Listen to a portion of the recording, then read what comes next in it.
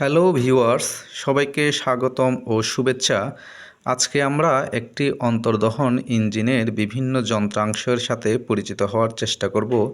এটা হচ্ছে মূলত একটা ডিজেল ইঞ্জিনের ডেমনস্ট্রেশন মডেল এবং এই ডেমনস্ট্রেশন মডেল থেকে আমরা ইঞ্জিনের বিভিন্ন যন্ত্রাংশের সাথে পরিচিত হওয়ার চেষ্টা করব। ইঞ্জিনের বিভিন্ন যন্ত্রাংশগুলোর সাথে পরিচিত হওয়ার পূর্বে বিভিন্ন যন্ত্রাংশের সম্পর্কে কিছু তথ্য আমরা জেনে নিই। আমরা জানি যে ইঞ্জিনের যন্ত্রাংশগুলোকে প্রধানত দুইটা ভাগে ভাগ করা যায়। একটা হচ্ছে স্টেশনারি আর একটা হচ্ছে মুভিং। স্টেশনারি পার্টস হচ্ছে কি? স্টেশনারি পার্টস হচ্ছে ইঞ্জিনের যে সকল যন্ত্রাংশগুলো স্থির থেকে তার স্বীয় কাজ সম্পাদন করে তাদেরকে বলা হচ্ছে স্টেশনারি পার্টস। আর মুভিং পার্টস হচ্ছে ইঞ্জিনে যে সকল যন্ত্রাংশগুলো নড়াচড়া অর্থাৎ মুভমেন্ট করার মাধ্যমে তাদের স্বীয় কাজ সম্পাদন করে তাদেরকে বলা হচ্ছে মুভিং পার্টস। তাহলে ইঞ্জিনের স্টেশনারি এবং মুভিং পার্টসগুলোকে সাথে একটু পরিচয় হওয়া যাক। প্রথমে আমরা উপর থেকে যদি দেখি যে এটা উপরে একটা খাঁজকাটা একটা দেখা যাচ্ছে ছিদ্র ছিদ্র, এটা হচ্ছে মূলত এয়ার ক্লিনার। এটা হচ্ছে কি? মূলত এয়ার ক্লিনার। এটার মাধ্যমে মূলত এটা যেহেতু ডিজেল ইঞ্জিন, এটার সাকশন স্ট্রোকে বাতাস ঢোকে এবং সেই বাতাসটা ঢোকার আগে এই এয়ার ক্লিনারের মাধ্যমে পরিষ্কার হয়ে ঢোকে। তাহলে যেহেতু এটা স্থির থাকে, এটাকে স্টেশনারি পার্টসের মধ্যে আমরা তালিকাভুক্ত করতে পারি। আর এই এই এয়ার ক্লিনারের নিচে এয়ার ক্লিনারটা মূলত যার সাথে জয়েন্ট আছে, এটা হচ্ছে মূলত কি? Intake manifold. এটা হচ্ছে মূলত ইনটেক ম্যানিফোল্ড এবং এই পাশে আছে এক্সজস্ট ম্যানিফোল্ড, এটাও স্থির থাকে। তাহলে ইনটেক ম্যানিফোল্ডও স্থির থাকে, এক্সজস্ট ম্যানিফোল্ডও স্থির থাকে। তাহলে এগুলোকে আমরা স্টেশনারি পার্টসের মধ্যে অন্তর্ভুক্ত করতে পারি।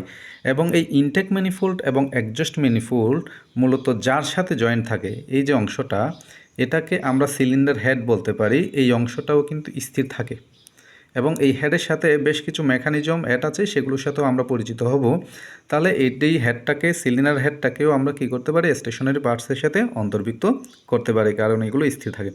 আচ্ছা, দেন এই হেডের সাথে কিছু মুভিং পার্টস লাগানো আছে, যেমন ভাল্ব। এটা হচ্ছে কি? Intake valve. যেহেতু এটা ইনলেট ম্যানিফোল্ডের সাথে ইনটেক পোর্টের মধ্যে আছে, এটা হচ্ছে এইটা সাকশন স্ট্রোকের সাথে জড়িত, সাকশন লাইনের সাথে জড়িত। তাহলে এটা হচ্ছে মূলত ইনটেক ভাল্ব আর এটা হচ্ছে মূলত এক্সজস্ট ভাল্ব। ইনটেক ভাল্ব দিয়ে মূলত এই জায়গার মধ্যে, যেহেতু এটা ডিজেল ইঞ্জিন, পরিষ্কার বাতাস ঢুকতে সহায়তা করে, আর এক্সজস্ট দিয়ে পুরা গ্যাসটা বের হইতে সহায়তা করে এই এক্সজস্ট ভাল্বটা দিয়ে খোলা বাঁধার কাজ করে। তাহলে এটা যেহেতু খোলা বাঁধার কাজ করে, এই ভাল্বটা যেহেতু খোলা বন্ধ হয়, তাহলে এটা মুভিং পার্টসের অন্তর্ভুক্ত আমরা করতে পারি। আর এই ভাল্বের সাথে, ভাল্বকে পরিচালনা করার জন্য কি আছে? স্প্রিং আছে, এগুলো মুভিংয়ের সাথে জড়িত, মুভিং পার্টসের সাথে জড়িত।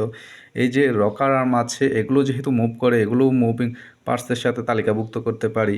আর এই পাশে কি আছে? রকার আর্মের সাথে এই পাশে আছে একটা প্রত্যেকটা ভাল্বকে পরিচালনা করার জন্য এদিকে একটা দণ্ডের মতো, এটাকে বলা হয় পুশরড।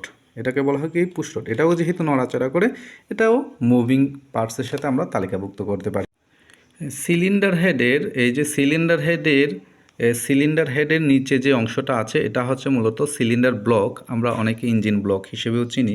এই সিলিন্ডার ব্লকের মধ্যে কি আছে? সিলিন্ডার আছে। এটা হচ্ছে মূলত সিলিন্ডার ব্লকটা আসলে কি পার্টসের ধরতে পারি? যেহেতু এটা স্থির থাকে এবং তাহলে আমরা এটাকে স্টেশনারি পার্টসের মধ্যে অন্তর্ভুক্ত করতে পারি। এবং এটার ভিতরে যে সিলিন্ডার, এটাও মূলত ব্লকেরই একটা অংশ। এটাও স্থির একটা অংশ, কারণ এটা একটা ফাঁপা জায়গা, এটার মুভের কোনো বিষয় নাই। আর এর ভিতরে এই যে পিস্টনটা কি করে? উঠানামা করে। এটা হচ্ছে মূলত কি? পিস্টন। এই পিস্টনটা যেহেতু উঠানামা করে, তাহলে এই পিস্টনটা কি পার্টস হিসেবে আমরা ধরতে পারি? এই পিস্টনটা মূলত মুভিং পার্টস হিসেবে ধরতে পারি। আর পিস্টনের সাথে এই জায়গায় এই যে গ্রুপ ছিদ্র করা আছে, এই যে 3টা ছিদ্র দেখা যাচ্ছে, 1টা 2টা 3টা, এগুলো হচ্ছে মূলত এই জায়গার মধ্যে পিস্টন রিং বসে। এই জায়গার মধ্যে মূলত কি বসে? Piston ring. তার সাথে আমরা আরেকটা ইনফরমেশন বলে দিচ্ছি। এই যে সিলিন্ডার, এই সিলিন্ডারের এই যে মূলত এই ফাঁপা জায়গাটায় সিলিন্ডার, আর এই সিলিন্ডারের মধ্যে আমরা এখানে একটা লাল কোটিং দেখা যাচ্ছে। এই যে লাল কোটিং, এই জায়গার মধ্যে একটা মূলত সিলিন্ডারের সাথে একটা লেয়ার থাকে। এটা হচ্ছে মূলত লাইনার। Cylinder liner. ঠিক আছে? এটা হচ্ছে মূলত সিলিন্ডার লাইনার। তাহলে যেহেতু লাইনারটাও স্থির থাকে সিলিন্ডারের সাথে, তাহলে ওটাকেও আমরা স্টেশনের পার্টসের সাথে অন্তর্ভুক্ত করতে পারি। পিস্টনের সাথে জড়িত আছে কি এই কানেক্টিং রড, এটার নাম হচ্ছে মূলত কানেক্টিং রড। ঠিক আছে, এটার নাম হচ্ছে কানেক্টিং রড। এই কানেক্টিং রডটার কানেক্টিং রডটা মূলত কার সাথে জড়িত, এই যে এটা পিস্টনের সাথে একটা পিন দ্বারা জড়িত, পিস্টন পিন বা গজন পিন বলে। আর এই কানেক্টিং রডের যে প্রান্তটা পিস্টনের সাথে জড়িত আছে এটাকে মূলত স্মল এন্ড বলে, স্মল এন্ড। তাহলে কানেক্টিং রডটাও যেহেতু নড়াচড়া করে, তাহলে এটাকেও আমরা মুভিং পার্টসের সাথে অন্তর্ভুক্ত করতে পারি। তাহলে কানেক্টিং রডের অন্য প্রান্ত কার সাথে জড়িত আছে, ক্র্যাঙ্কশ্যাফটের সাথে। এটা হচ্ছে মূলত ক্র্যাঙ্কশ্যাফট, এই যে ঘুরছে, এই যে এটা হচ্ছে মূলত ক্র্যাঙ্কশ্যাফট, এই শ্যাফটটা। আর এই যে প্রান্ত কানেক্টিং রডটা যেটার সাথে জড়িত আছে এটাকে বলা হচ্ছে ক্র্যাঙ্ক পিন। কানেক্টিং রডটা মূলত ক্র্যাঙ্কশ্যাফটের যে অংশের সাথে জড়িত আছে এটা হচ্ছে কি ক্র্যাঙ্ক পিন। আর ওই কানেক্টিং রডের ওই প্রান্তটা, অর্থাৎ যে প্রান্তটা ক্র্যাঙ্ক পিনের সাথে জড়িত আছে এটাকে বলা হচ্ছে বিগ এন্ড, এটাকে বলা হচ্ছে কি বিগ এন্ড। তাহলে কানেক্টিং রডটাও যেহেতু নড়াচড়া করার মাধ্যমে কাজ করে, দ্যাট মিন্স ওটাও মুভিং পার্টস। আর ক্র্যাঙ্কশ্যাফটটাও যেহেতু নড়াচড়া করার মাধ্যমে কাজ করে, ঘূর্ণন গতি প্রদান করে, তাহলে ওটাও হচ্ছে মুভিং পার্টস। এবং আরেকটু যদি আমরা এই পাশে আসি দেখতে পারবো যে এই ক্র্যাঙ্কশ্যাফটের সাথে এই জায়গায় একটা গিয়ার লাগানো, এটাকে আমরা ক্র্যাঙ্কশ্যাফটের গিয়ার বলতে পারি। এটা আবার এটাকে ক্যামশ্যাফটের ড্রাইভ গিয়ার করতে পারি, কারণ এই গিয়ারের মাধ্যমে, এই ছোটো গিয়ারটার মাধ্যমে এই গিয়ারটাকে ঘোরানো হচ্ছে। আর এই বড় যে গিয়ার এটা হচ্ছে মূলত ক্যামশ্যাফটের গিয়ার।